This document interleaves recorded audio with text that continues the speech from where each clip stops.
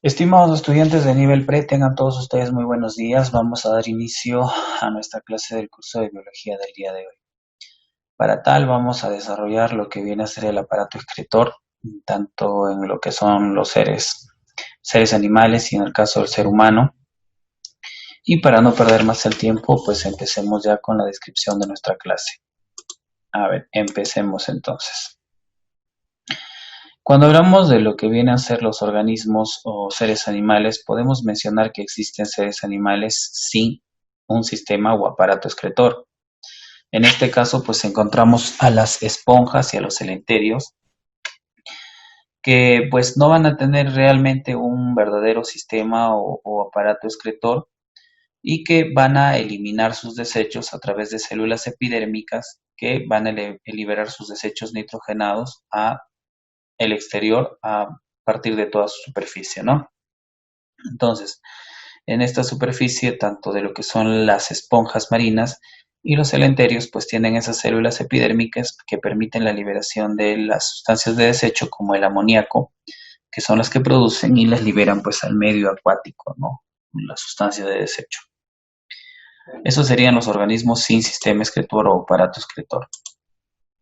Los organismos con sistema o aparato excretor, por ejemplo, vamos a encontrar en el caso de los invertebrados, tenemos a los platelmintos, que van a tener pues unas células flamígeras que están dentro de unas estructuras denominadas protonefridios, que son pues unos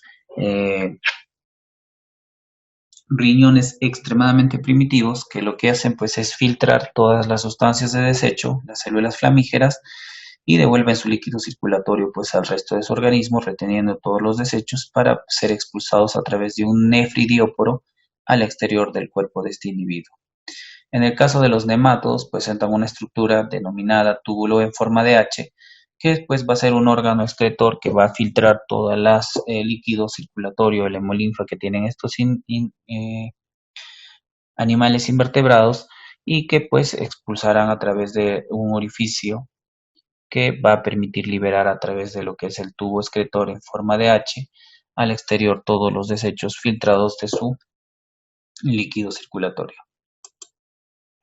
En el caso de los anélidos presentan metranefridios. Bueno, en este caso los metranefridios van a ser estructuras ya mucho más complejas, ¿no? Que van a tener pues una gran cantidad de túbulos enrollados entre sí que se encargarán de hacer una filtración de todos los desechos provenientes de su líquido circulatorio de este tipo de animales como los anélidos. Bueno, estos metanefridios se comunican directamente con la parte interna que es el celoma o hemocele. Por aquí ingresan pues toda la sustancia que va a ser filtrada y va a recorrer todos estos conductos. Y a través de lo que vienen a ser estas estructuras circulatorias van a también devolverse sustancias que pueden ser reutilizadas o aprovechadas. Entonces ingresa el líquido o el hemolinfa de este tipo de animales, ¿no? Se filtra todo y al final llega pues a una vejiga donde se almacenan pues lo que son los desechos para finalmente ser expulsados a través de un nefridióporo, como el que vemos aquí hacia el exterior de lo que vendría a ser el anélido. En el caso de los moluscos presentan el denominado órgano de Bojanus. Este órgano de Bojanus también es un metanefridio, que de igual manera pues vamos a ver de que este va a tener un nefridióporo por donde están expulsando sus desechos, que se va a comunicar también a través de un nefrostoma con la parte interna que sería su hemocele o celoma interno, donde está el líquido circulatorio, ingresa y este se va a filtrar a través de todas estas membranas que vemos, que a diferencia del metanefridio de los anélidos eran tuberías, aquí van a ser pues unas tuberías todas membranosas con prolongaciones como podemos observar, donde se está realizando la filtración para que finalmente pueda pues en este caso ser expulsados a través de los nefridióporos, sustancias de desecho. En el caso de invertebrados, como por ejemplo los artrópodos, presentan los túbulos de Malpighi, que son los que filtran sus sustancias de desecho para luego enviarlos a su tubo digestivo y ser expulsados a través de su ano. En el caso de lo que vienen a ser animales como artrópodos, como lo que vienen a ser los crustáceos, presentan las denominadas glándulas verdes o antenales, que van a ser estas estructuras que podemos observar acá, ¿no? Aparecen en crustáceos, se encuentran situadas debajo de las antenas y están formadas por un saco que recoge los compuestos tóxicos a lo largo del tubo que termina en la vejiga y que es una zona ensanchada donde se acumulan las sustancias nitrogenadas que se expulsarán a través del nefridióporo. Bueno, acá está el nefridióporo, ve acá se almacenan en su vejiga.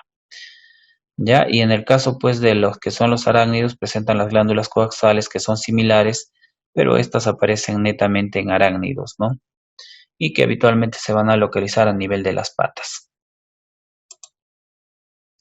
En el caso de los equinodermos, pues tienen células especializadas que se les denomina celomocitos, que expulsan las sustancias a través de lo que vienen a ser los pies ambulancrales o las pápulas branquiales. Entonces, esos hemelocitos recogen todas las sustancias de desecho, que principalmente es el amoníaco, llegan hacia la pápula branquial o hacia el pie ambulacral, donde van a depositar estas sustancias de desecho para que puedan ser expulsadas del cuerpo de los equinodermos. Eso sería con respecto a los invertebrados, y ahora con los vertebrados tendríamos que hablar de lo que vienen a ser lo que son los pronefros, los mesonefros y los metanefros. Ya que, como podemos ver, pues van a ser diferentes estadios de los riñones que habitualmente solemos tener nosotros, ¿no? Que son metanefros. Pero a ver, vamos a ver un poco más de cada uno de ellos. Primero los pronefros, a ver. Dice, en este caso, los pronefros van a ser estructuras que aparecen en los embriones de los vertebrados y en peces primitivos. Cuentan de túbulo renal terminado en nefrostomas. Están los túbulos renales que están aquí terminados en nefrostomas, que conecta al celoma que hay cerca del glomérulo, una red de capilares sanguíneos con apariencia de ovillo. Los nefrostomas se unen en un tubo mayor denominado uréter, y los nefrostomas recogen el líquido filtrado del glomérulo formado por capilares hasta un túbulo renal, el cual va uniéndose a otros hasta desembocar en una cloaca por el conducto de Wolff. Entonces esos son los nefrostomas. ¿Ya? Ahora vamos a ver quiénes son los que tienen los nefrostomas, ya lo conocemos. Ahora pasamos a los mesonefros. En este caso, los mesonefros aparecen en peces y en anfibios. En este caso, en su fase adulta. Y los van a tener en embriones los reptiles, las aves y los mamíferos. O sea, cuando somos embriones, nosotros mamíferos todavía tenemos mesonefros. En cambio, por favor, no te olvides que los pronefros, de acuerdo, solo aparecen en embriones de los vertebrados cuando estamos muy pequeñitos, y los peces primitivos todavía los pueden conservar, ¿no? Tienen ese tipo de excreción. En cambio, acá lo van a tener algunos peces y anfibios en su etapa adulta. Estos mesonefros, dice, el riñón está constituido por un gran número de túbulos que en su zona inicial, en contacto con el sistema circulatorio, posee un tramo ensanchado denominado cápsula de Bowman. Entonces acá se está formando la cápsula de Bowman, que va a envolver al glomérulo, que van a ser estos conductos de vasos sanguíneos. Posee un tramo ensanchado denominado cápsula de Bowman. Cerca de esta cápsula aparecen los nefrostomas. Aquí están los nefrostomas, como podemos ver. Ya, un nefrostoma atrofiado. La cápsula de Bowman absorbe el líquido que se filtra de los capilares del glomérulo. De este modo, la filtración se realiza directamente desde la sangre de los anfibios como otros animales, utilizando además sus estructuras renales, glándulas de la piel para expulsar las sustancias tóxicas. Y finalmente, los riñones más desarrollados y evolucionados, que serían los metanefros, propios de reptiles, aves y mamíferos, ya en su etapa adulta, ¿no? Los mesonefros los teníamos en nuestra etapa embrionaria. En este caso podemos mencionar que los metanefros, el nefrostoma desaparece por completo, ya no existe, y el glomérulo se encuentra dentro de una estructura denominada cápsula de Bowman. Los túbulos renales desembocan en los túbulos colectores, ¿sí? Y aparece el uréter, que en las aves se abre al exterior a través de la cloaca, y en los reptiles y mamíferos se comunica con la vejiga urinaria, órgano que sirve para el almacenamiento de la orina.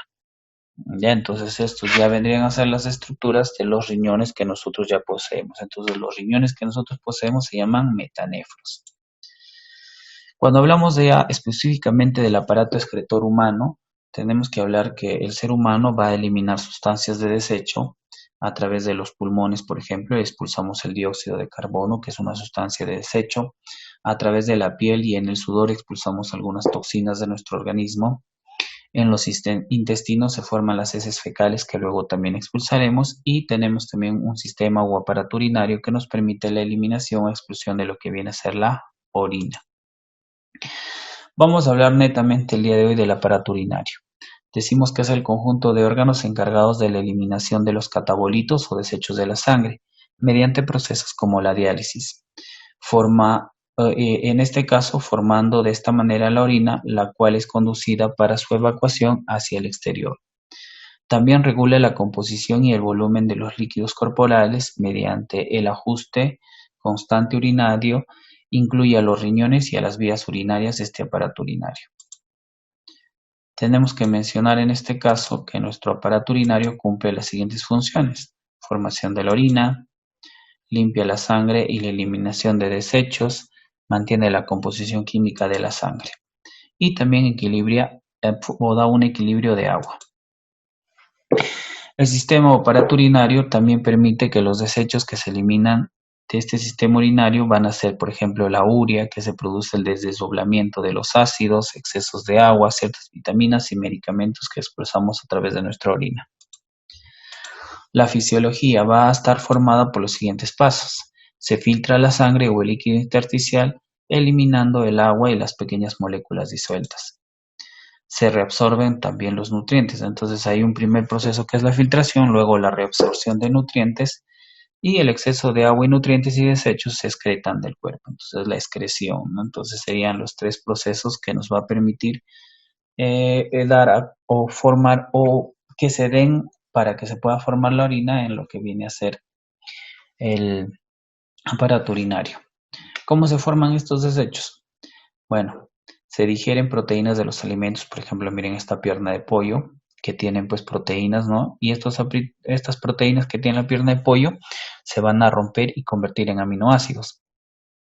Entonces los aminoácidos, que son partes o las unidades de las proteínas de la pierna de pollo, son transportados hasta nuestras células. Y nuestras células, para poder fabricar nuevas proteínas utilizando esos aminoácidos, habitualmente, ¿qué van a hacer? Producen amoníaco, que es una sustancia de desecho, el NH3. Entonces, cuando las células utilizan los aminoácidos, producen amoníaco como desecho, que es transportado hacia el hígado.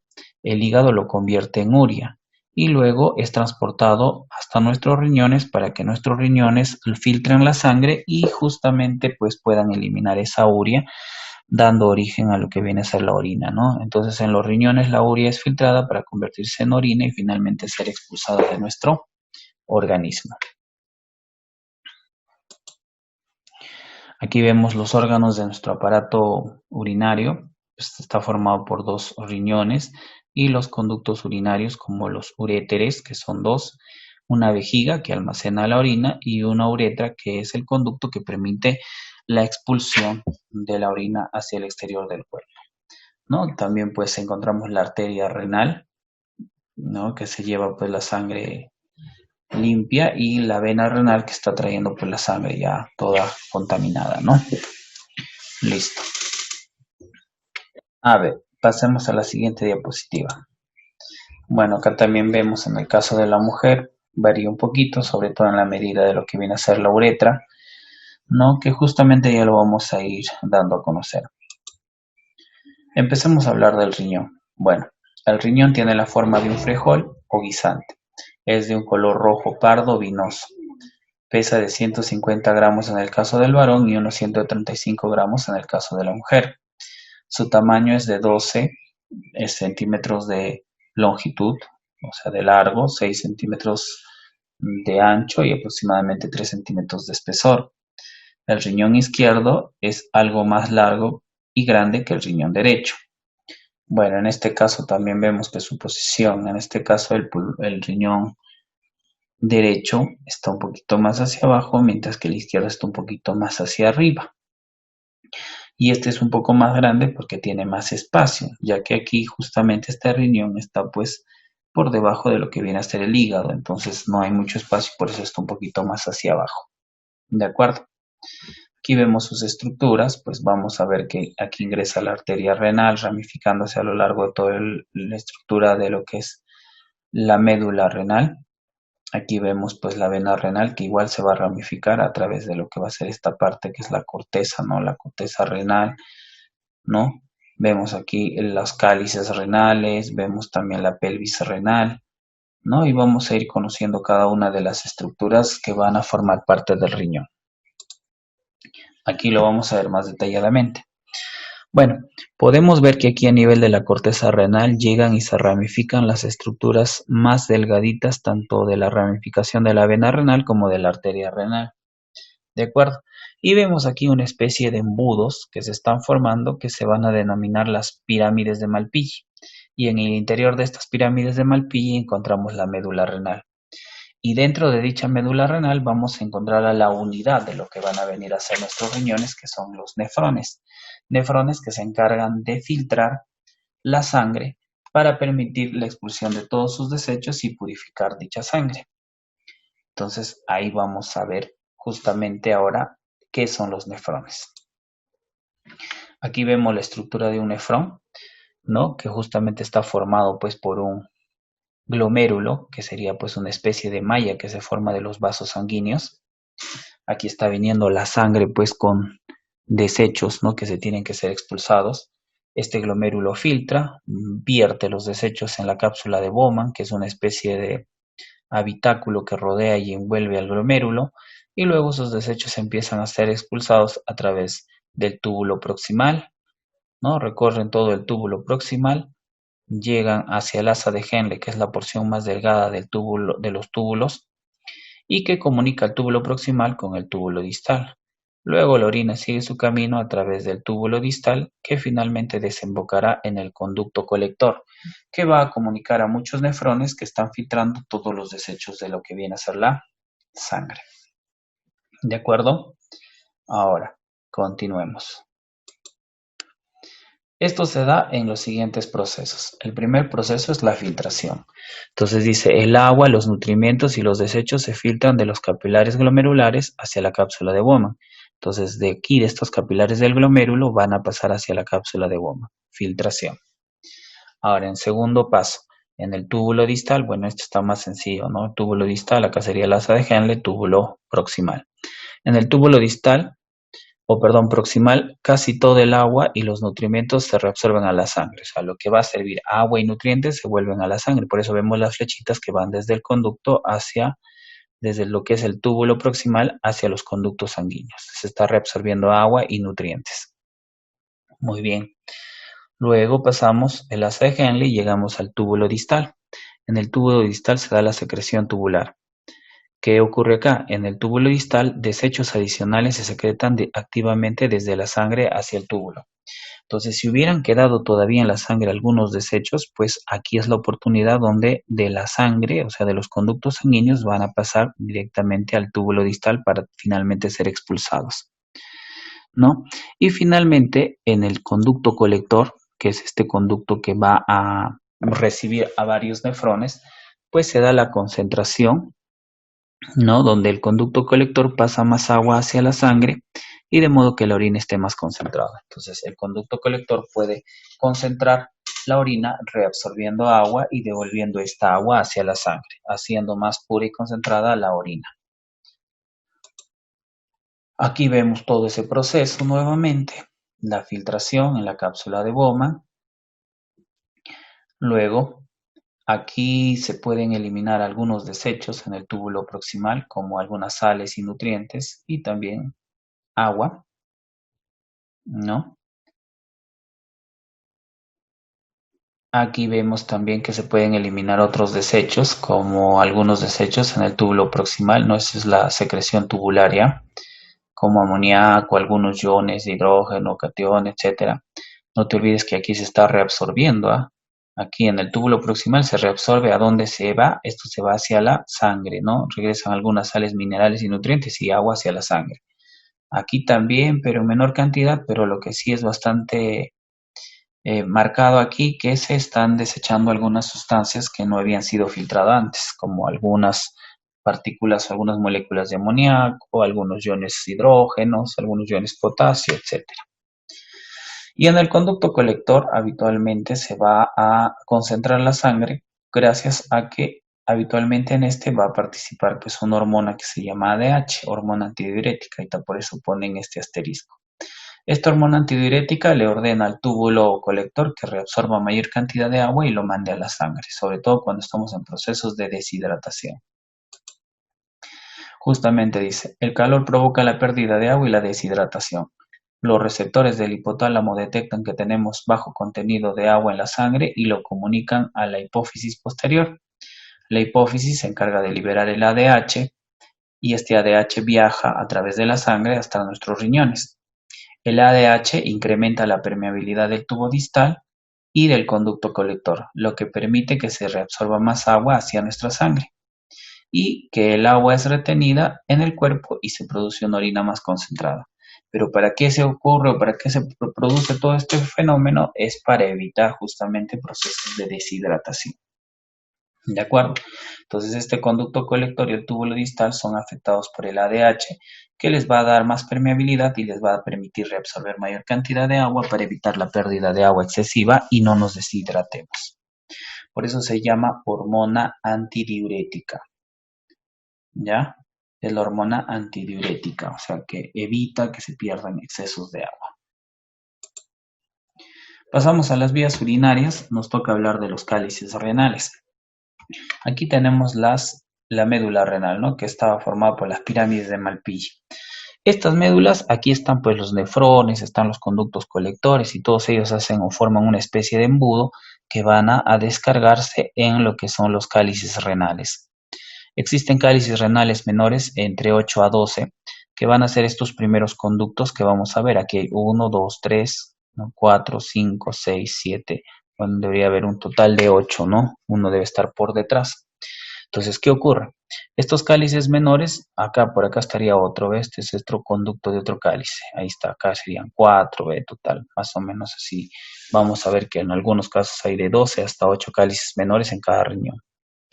Estos cálices menores van a desembocar en los cálices mayores, que son de 3 a 4. Por ejemplo, acá hay un cálice, 2 cálices, 3 cálices mayores. ¿Ve? Y estos cálices mayores, que son de 3 a 4 y se unen, van a formar lo que es la pelvis renal, que justamente la vemos acá. Entonces es una serie de conductos. Entonces, la médula espinal que tenía los nefrones y los conductos colectores, todos esos conductos colectores de la médula renal desembocan en los cálices menores. Luego los cálices menores en los cálices mayores y los cálices mayores al unirse forman la pelvis renal, que son justamente estructuras huecas en forma de embudo que salen por el hilo renal y continúan a través de los uréteres. Entonces, este pelvis renal se hace más delgado en forma de embudo, sale por el hilo renal, que sería el orificio que permite la salida de la pelvis renal para que finalmente desemboque en los uréteres. ¿De acuerdo?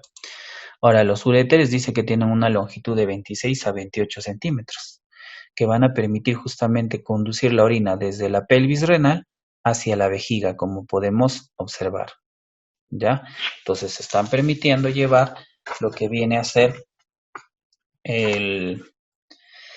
la orina desde lo que es la pelvis renal hacia la vejiga.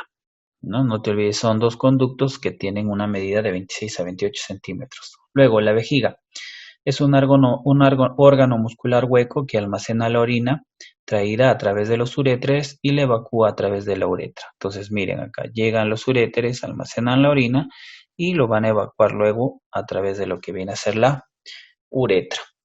Y aquí se va a dar el denominado o se va a formar en el interior de la vejiga el trigono vesical, también conocido como, en este caso, pues, llamado también triángulo de Liateut. Ese triángulo de Liateut o trigono vesical, bueno, se forma por la llegada de los uréteres y por la salida de la uretra, como podemos observar. ¿De acuerdo? Ahora, esta vejiga dice que tiene una capacidad de 700 a 800 mililitros, que es su volumen máximo de almacenamiento de orina. Pero también tienen una capacidad funcional que son los 400 mililitros. Eso significa que cuando nuestra vejiga llega a tener esta capacidad funcional de 400 mililitros ya está llena y nos da ganas de ir a miccionar, evacuar la orina. Pero muchas veces nos aguantamos y la vejiga sigue almacenando y almacenando orina, llegando a un máximo de 700 a 800 mililitros, o sea, prácticamente duplicando su volumen. Es por eso que la vejiga pues es un órgano que crece habitualmente bastante y luego se vuelve a achicar. Por lo tanto, necesita tener una capa que lo proteja, que lo recubra, que también pueda crecer, estirarse y achicarse conjuntamente con él. Y esa estructura se le llama justamente el epitelio de transición o polimorfo, que es la capa que envuelve y protege a la vejiga, que crece y se achica junto con él. ¿De acuerdo? Entonces, ahí vemos el trígono vesical o triángulo de Lietaut. Lietaut, así se llama, Lietaut. Ya está, Lietaut. Muy bien. La uretra.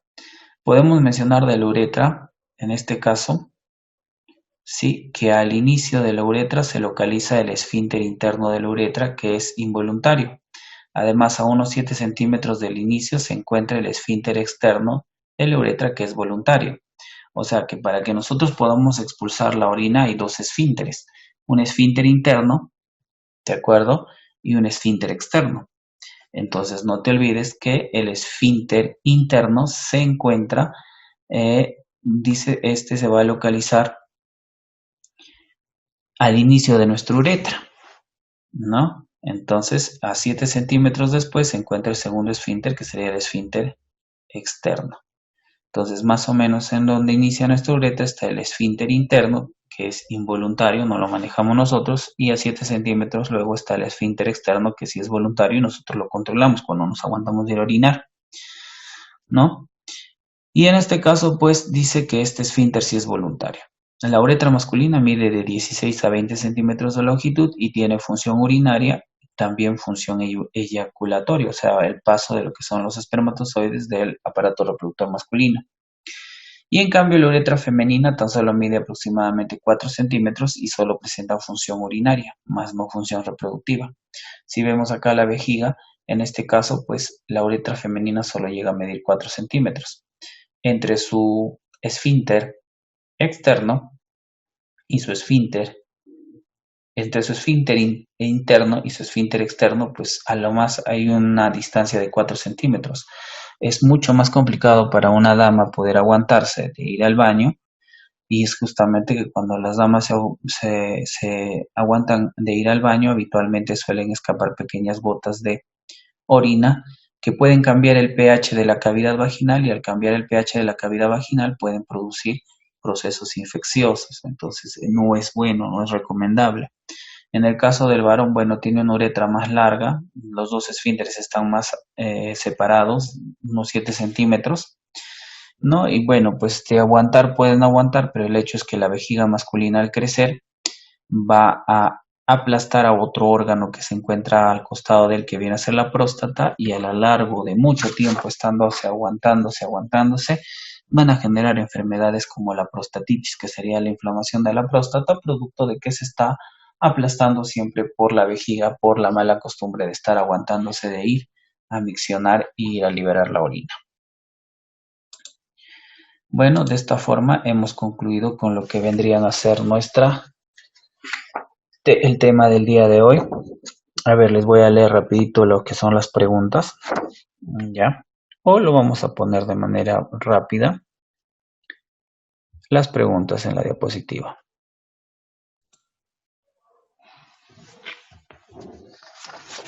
Muy bien, chicos, vamos a desarrollar la práctica, ¿de acuerdo?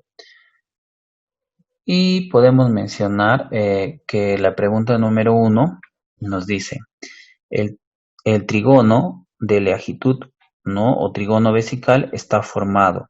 A ver, bueno, este se forma por la llegada de los uréteres y la salida de la uretra. Entonces acá vas a responder tú, ¿no?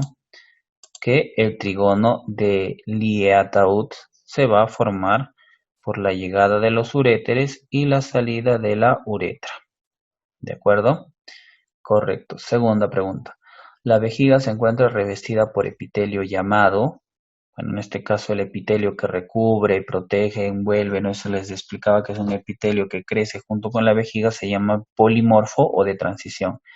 Epitelio polimorfo o de transición. 3. El ritmo de formación de la orina es, bueno, promedio es 1,4 litros por día. Entonces, promedio de orina que producimos es 1,4 litros por día. La diálisis es un procedimiento que consiste en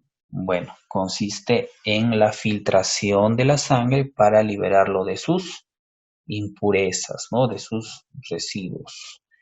Entonces, filtración de la sangre para purificarlo de sus desechos. 5. La composición de la orina. Bueno, aproximadamente la orina, un 95% de la orina es agua, un 2% sales minerales, un 3% urea. ¿Ya? Entonces esa sería una composición aproximada de la orina.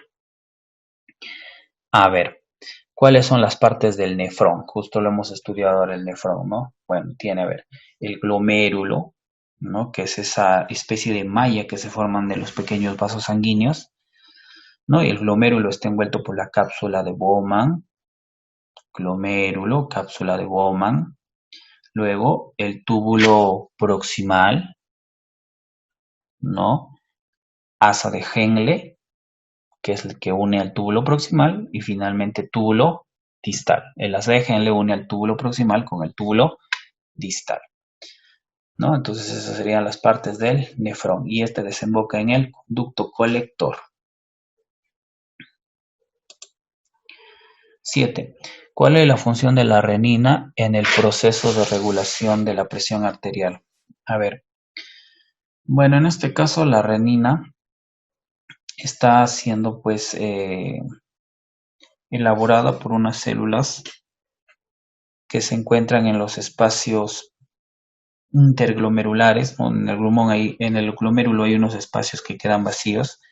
Ahí están pues unas células que se llaman yuxtaglomerulares.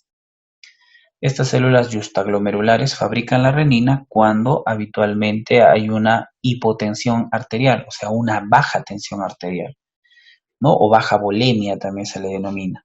Entonces, ¿para qué fabrican la renina? Para equilibrar. Entonces, si estamos con una hipotensión arterial, o sea, una baja tensión arterial, lo que haría la renina es más bien aumentar la tensión arterial. Entonces, ¿cuál es esa función? Pues entonces diríamos aumenta la presión o tensión arterial. ¿Ya? Aumenta la presión arterial. Entonces no te olvides, eso es lo que hace la renina, que habitualmente lo producen las células yuxtaglomerulares cuando se produce justamente una hipotensión arterial, o sea, una baja tensión arterial o baja volemia. El pH de la orina. Bueno, la orina tiene un pH cambiante, ¿no? Algunas veces puede ser ácido, otras veces alcalino, dependiendo también de los desechos que vamos a eliminar. Entonces tiene un rango de variación desde los 4,6 hasta los 8 en medida de pH. Ya esa sería su variación, desde los 4,6 hasta 8. Lugar del riñón donde se produce la renina. Bueno, la renina lo producen, ya lo había dicho, las células yuxtaglomerulares. ¿Por qué se llaman yuxtaglomerulares? Porque están en el espacio intermedio de los glomérulos. Si nosotros recordamos, el glomérulo es una especie de mallita formado por vasos sanguíneos que va a filtrar lo que viene a ser la sangre para que se liberen de sus desechos. En este caso, pues en estos espacios intermedios del glomérulo, pues están ubicadas las células yuxtaglomerulares. Entonces, diríamos que se van a producir la renina en el espacio interglomerular, donde están las células yuxtaglomerulares. 10. La inflamación de los riñones se denomina nefritis. La inflamación de los riñones se denomina nefritis. A ver, es la presión ejercida por las proteínas sanguíneas. Bueno, Cuando hablamos de las proteínas sanguíneas, si hay un exceso y produce una presión, a esta se le denomina presión osmótica, ¿ya? O presión oncótica, oncótica, con acento en la segunda O, oncótica, ¿de acuerdo? Entonces, eso sería pues la práctica del día de hoy. Bueno, hemos terminado la clase, les agradezco muchísimo por su atención y no se olviden de desarrollar su tarea que viene a ser la resolución de la autoevaluación, así como también un resumen de la clase que hemos desarrollado el día de hoy. Gracias por su atención y nos vemos el día de hoy en la tarde en el apoyo académico.